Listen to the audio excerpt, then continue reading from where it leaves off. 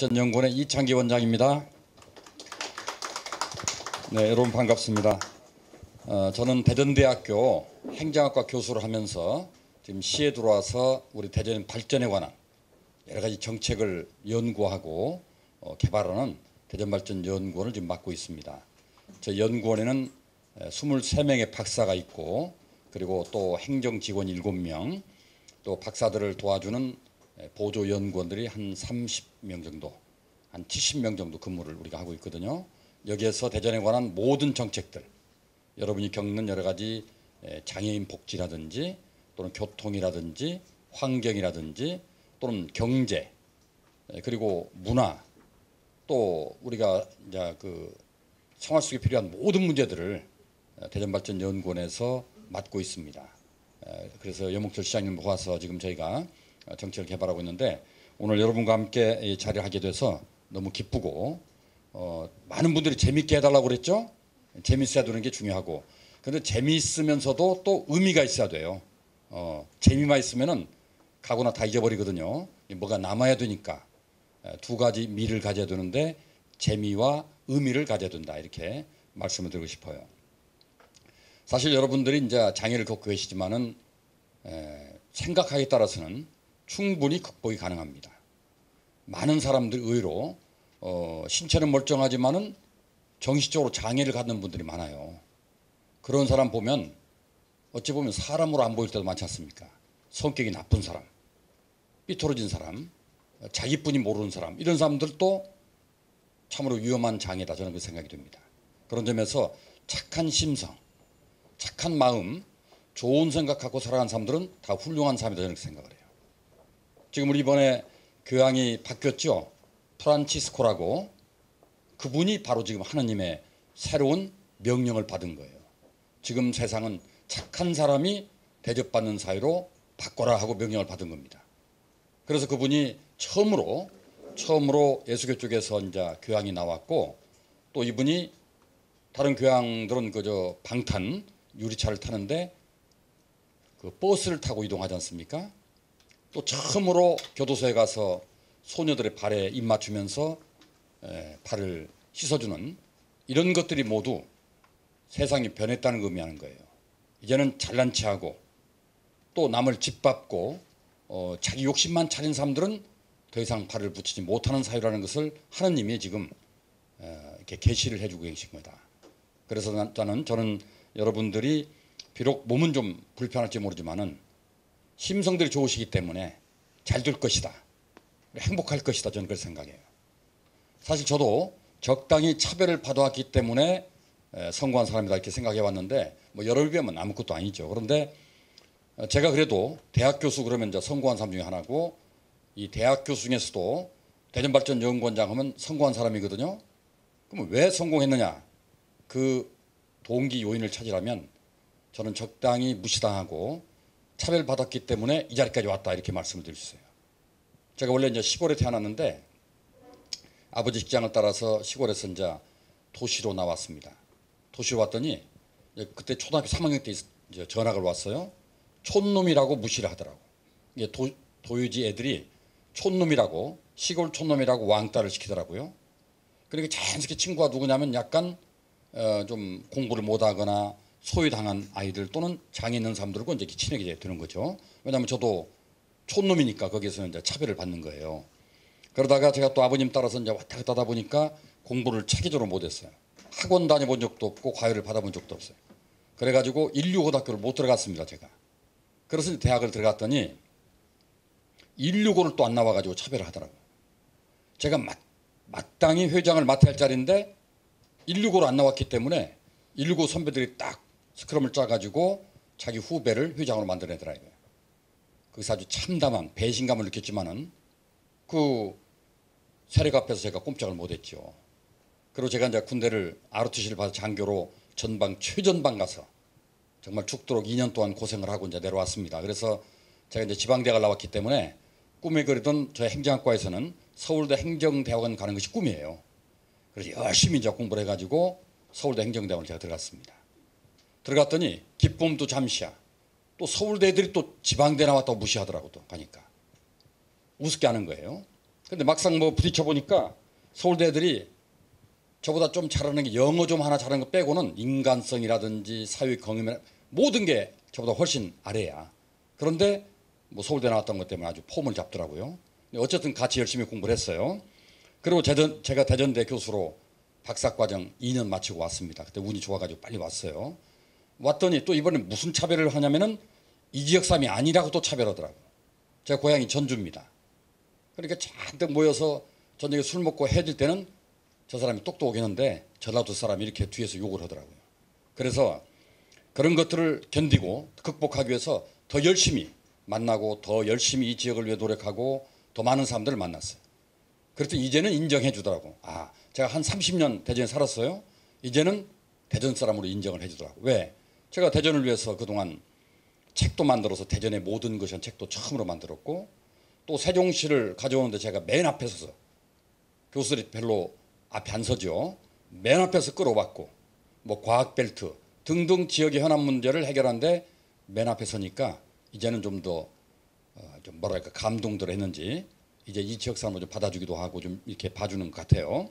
어쨌든 그런 좀 차별을 좀 받고 노력을 했습니다. 그러다가 대전대 교수하다가 제가 96년에 미국으로 교환 교수를 갔어요.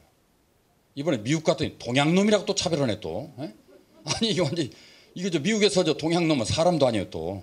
흑인보다 더 무섭게 합니다. 에?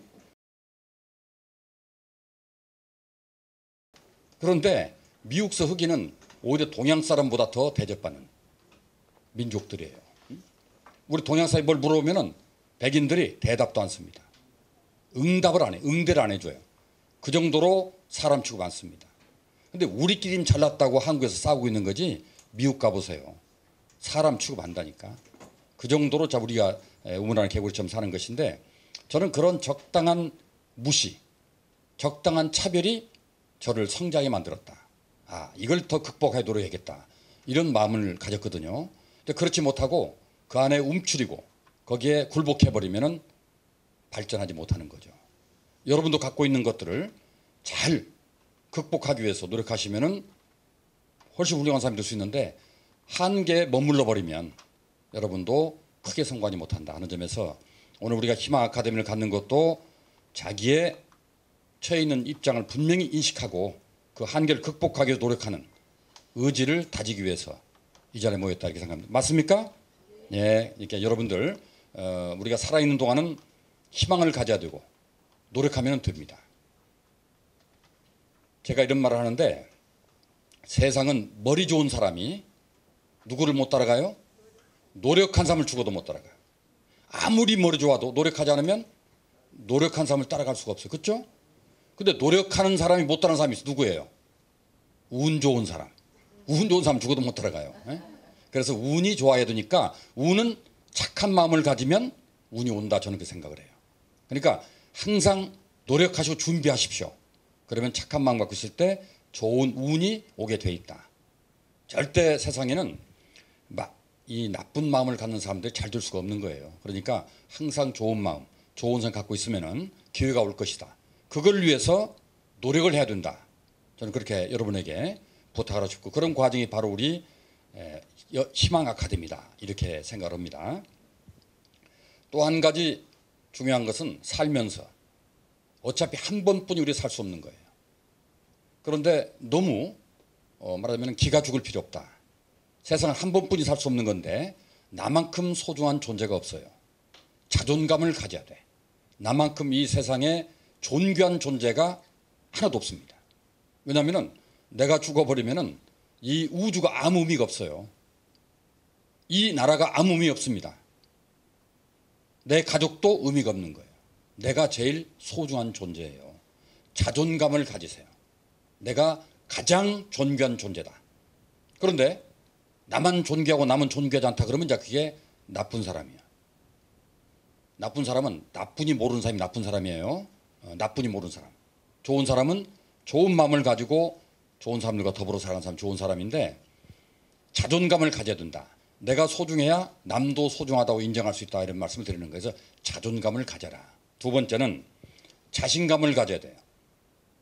어차피 우리는 한 번뿐이 살 수 없는 것이고 사람이 노력에 산드는 일은 그 다음에 뭐라고요? 운이요, 운. 그다음에 그건 신의 영역이에요. 내가 아무리 노력해도 안 되는 부분은 신의 영역이기 때문에 포기를 해야 되는 거예요. 쉽게. 그러니까 모든 일은 자신감을 가지고 도전하라. 우리가 면접을 볼 때도 자신감을 가지고 도전하는 말하면 응모자들을 보면 점수를 더 줍니다. 근데 막 쭈빗쭈빗하고 자신감 없어하고 이러면은 점수를 깎아버리는 거예요. 한 번은 어떤 저희 졸업생이 대전대학교가 좋은 대학입니까? 별로 좋지 않은 대학입니까? 아니 객관적으로 한번 얘기해 보세요. 뭐 여러분 제 앞이라고 좋은 대학이에요? 대전에서 제일 좋은 대학 같기는 해요. 이름이 서울에 제일 좋은 대학교 서울대학교죠. 부산에 제일 좋은 부산대학교. 이게 대전에서 제일 좋은 대학교 대전대학교요. 충남대학교는 충남에 제일 좋은 대학교고. 그런데 그래도 어쨌든 대전대학 인류대학은 아닙니다. 근데 이제 우리 그 학생 하나가 어느 대기업에 들어가가지고 열심히 해서 인사과장까지 됐어요. 출세를 했어요. 그래서 면접을 보는 그런 이 역할을 맡게 됐어요. 그런데 그 인사 자료를 보니까 대전대 후배가 거기에 응모를 한 거예요. 얼마나 반가워요. 야 정말 나 혼자뿐이 없었는데 우리 후배가 잘하면 들어오겠다. 기대감을 가지고 이제 이렇게 면접을 보는데 자기 보는 이제 상사들이 면접을 보고 있죠. 옆에 지켜보니까 이 친구가 자신감이 너무 없는 거예요.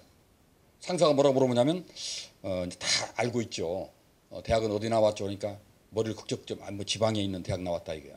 지방이 어느 대학인데 아이 뭐 별로 좋은 대학이 아니라고 또 빼는 거예요. 좋지 않은 대학이 어딘데 그러니까 아이 말씀드리기 이렇게 자신감이 없더라 이거예요. 그래서 자기가 나중에 떨어뜨렸다는 거예요.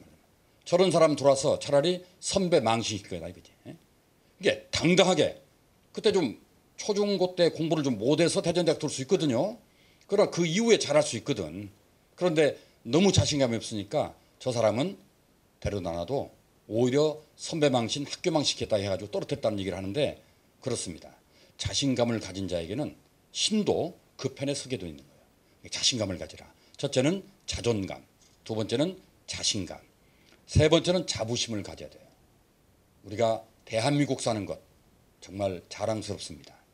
요새 북한에 위협이 있고 어쩌고 하지만은 이 인구들 만들고 땅도 이 좁은 나라, 자원도 없는 나라가 세계에서 경제적으로 10번째 규모를 갖는 나라예요. 잘 사는 순위로 따져도 15번째 안에 들어갑니다. 대단한 나라거든요. 우리가 북한 문제만 없으면 참으로 행복한 나라인데 남들이 시기 질투해가지고 우리가 북한과 남한이 형제끼리 지금 서로 으르렁거리고 있는데 빨리 해결될 거예요. 잘 될 거로 생각이 듭니다. 단지 이제 주변인 사람들이 자꾸 건드는 거예요. 우리는 잘 지내고 싶은데 미국이 건들고 일본이 건들고 중국이 건들고 러시아가 건드려가지고 지금 북한과 남한을 이렇게 갈등을 일으키고 있는 거예요. 저 사람들 욕심이 채워져야 남북한을 건드지 않을 텐데 그렇게 되기 위해서 우리가 힘을 길러야 됩니다. 힘을 길러서 특히 대통령에게 힘을 줘가지고 자주적으로 남북 문제를 풀 수 있는 국민적인 역량을 모아줘야 돼요. 그러면 이제 아마 미국이나 일본이 또는 중국이 러시아가 장난 안 칠 텐데 지금은 미국과 이런 나라들이 장난을 지금 치고 있어요. 그래서 우리를 막 불안하게 만드는데 뭐 전쟁은 안 날 거라고 생각합니다. 왜냐하면 전쟁 나면 다 죽어요 이제. 그러니까 북한도 함부로 전쟁할 수 없고 남한도 전쟁할 수 없고 단지 이제 밖에서 구경하는 미국, 중국, 일본, 러시아 이런 나라들이 지금 불을 붙이고 자꾸 그러지만은 잘 될 거로 생각하는데 어쨌든 한국에 태어났다는 것 참 자랑스러운 일이에요. 정말 이 좁은 땅에서 그리고 먹을 것도 없는 자원도 없는 이런 땅에서 세계 10대 경제 대국이 됐다. 대단히 자랑스럽거든요. 또 그런데 그 대한민국 중에서도 대전에 살고 있다. 대단히 자랑스러운 일이에요. 왜냐하면 대전은 대한민국의 중심입니다. 완전. 그러니까 지리적으로 중심일 뿐 아니라 기능적으로 중심이에요. 기능적으로. 그리고 앞으로 정치 행정적으로 중심이에요. 왜냐하면은 최근에 세종시가 이 대전 부근으로 왔죠.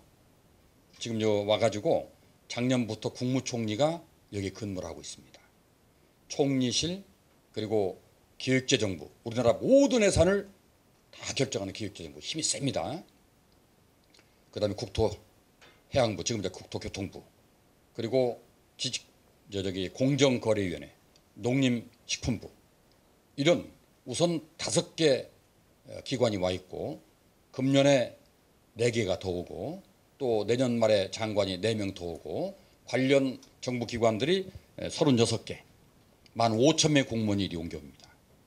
제가 엊그제 총리실에 후배가 차관이서 잠깐 좀 만나러 갔다 왔는데 그 차관이 뭐라고 그러냐면은 요즘은 서울 올라가면 서울이 초라해 보인다는 거예요. 초라해 보인대요. 말 돼요? 불쌍해 보인다는 거 이제는. 왜 그 복잡한 데서 힘들게 살까? 그리고 권력이 이미 세종시에 와 있기 때문에 자기 중심을 생각하는 거거든요. 야, 이제 권력 중심은 세종시니까 너희들 나한테 볼일 보러 와야 돼. 이런 자부심을 갖다 보니까 서울이 초라해 보인다 이거예요. 또 전쟁 나면 제일 위험한 데가 어디예요? 서울이요. 그렇죠? 대전까지 뭐 전쟁 나면 영향을 별로 받지 않습니다. 사실상 보면은 전부 서울에서 한 판에 끝나기 때문에 참 서울이 위험한 곳이에요. 사실상 보면. 배짱 좋은 사람들이 사는 것은 맞지만은 어쨌든 이 대전에 산다는 건 너무너무 행복하다. 왜? 대한민국의 기운이 바로 이 대전 쪽으로 몰려오기 때문에. 그래서 세종과 대전이 앞으로 대한민국의 수도입니다. 수도예요. 이걸 제가 쟁취하기 위해서 머리띠 둘러매고 데모를 했었는데 저는 지금도 잘 가져왔다고 생각을 해요. 왜? 남북 간의 이런 긴장을 염두에 둘 때도 수도는 좀 빠져 있어야 돼요. 너무 앞에 있으니까 저 서울댐이 볼모가 잡혀가지고 우리가 북한에 꼼짝 못 오는 게 있어요. 사실. 그러니까 좀 뒤로 빠져서 여유 있게 북한을 바라보고 대화를 하면 잘 될 수 있다. 더군다나 서울은 이제 기운이 다 빠졌어요. 왜냐하면은 서울이 수도로 정해진 600년이 넘었습니다. 일찍이 무학대석에서 뭐라고 했냐면은 서울은 500년이 넘으면은 기운이 빠질 것이다 그런 예언을 했었어요. 그런데 510년 만에 서울이 망했잖아. 왜? 일제 식민지로 전락을 했거든요. 그러니까 무학대사님의 이 예측이 아주 절묘하게 맞아떨어지는 거예요. 그래서 무학대사는 뭐라고 그랬냐면은 우리 조선이 900년을 가려면은 계룡산 아래로 도읍을 옮겨야 된다. 이런 주장을 했었던 거거든요. 바로 지금 옮겨오는 겁니다. 앞으로 대전 세종이 이 계룡시대를 열어가면 900년 짱짱한 대한민국을 만들어갈 수 있어요. 그 바로 중심이 우리 대전이다. 여러분 자랑스럽죠? 예, 자부심을 가지세요. 대전 살고 있는 거. 이게 혹시 집 팔거나 땅 팔고 떠나면 안 됩니다. 계속 올라가는 게 대전 세종이에요 지금. 자부심을 가지시고 또 한 가지 마지막 네 번째는 자족감이라는 걸 말씀드리고 싶어요. 첫 번째는 자존감을 가져라. 두 번째는 자신감을 가져라. 세 번째는 자부심을 가져라. 네 번째는 자족감. 만족할 줄 알아야 돼요. 작은 일에도 감사하고 만족할 줄 알아야 됩니다. 우리가 숨을 쉬고 있다는 것만 해도 고마운 일이거든요. 이런 것에 감사하고 오늘 새 끼를 먹을 수 있다면 이것도 감사한 일이고 이렇게 좋은 친구를 만날 수 있다면 이것도 고마운 일이고 모든 것에 우리가 감사하면 돼요. 감사하면 감사할 일이 너무 많습니다. 그래서 자족하라.